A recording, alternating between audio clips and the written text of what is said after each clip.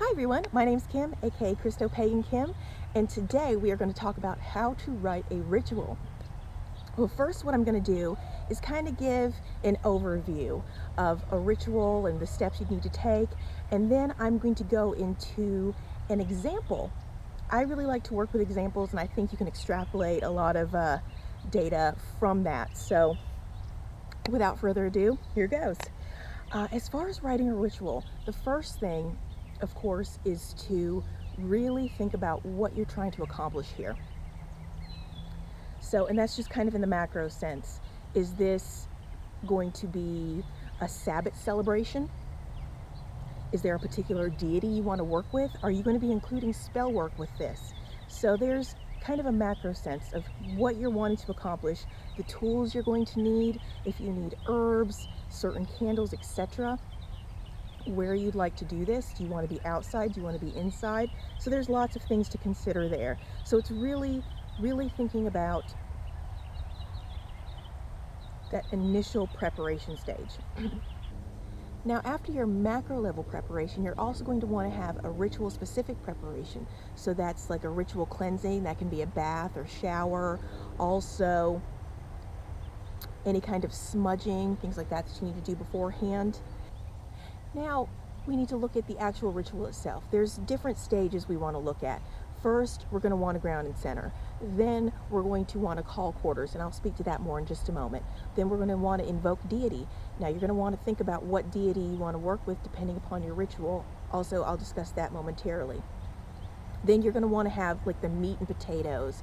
So if this is a Sabbath, something that's Sabbath specific, there's also cakes and ale if you choose to do something like that. Meditation, spell work. And then you're going to want to, thank deity, thank the elements, close the circle, and you'll want to ground and center after that just to kind of balance yourself. Now, in regards to calling quarters, now that can be elements or angels or fairies depending upon your path. So that's open. That's depending upon you, what you want to work with, what you feel comfortable with.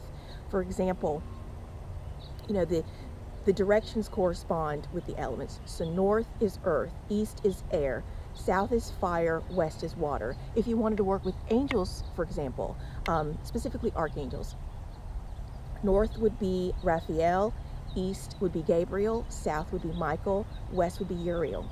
So there's an example there. As far as deity, you're going to want to research what you're going to do beforehand so you know that you're working with the appropriate deity. If you're doing a Sabbath for Imbolc, Brighid would be the prime deity to work with there. Now, I wanted to go into an example too, and this is from a entry on the Pathos Pagan blog, and this was an individual talking about what their specific group did on Imbolc, and that was having kind of like an afternoon tea with poetry readings and things like that. So really celebrating Brighid with poetry, one of the things that she's sovereign over, and really having this joyous communal energy, which I think really elevates your actual ritual. So I think something like that would be great.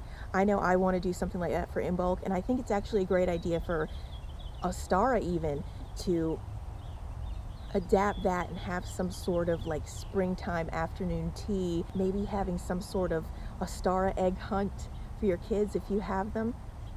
But something like that I think would be really great. So there's really no definitive way you have to write your ritual. So you can integrate fun things. It doesn't have to be a dry type ceremony.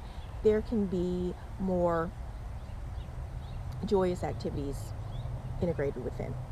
Using the example of an Imbolc afternoon tea, I think it would also be great to integrate some sort of creativity related spell work, something to boost your creativity. I think that's all very complementary and works very well. So, but that again would be part of your planning process. So really take the time to plan out something and see what works together, what's complementary, and that will all help make your ritual, make your spell work more successful. Well, if you have any questions, feel free to comment below. As always, feel free to subscribe, and I hope you have a wonderful day. Thank you so much. Bye.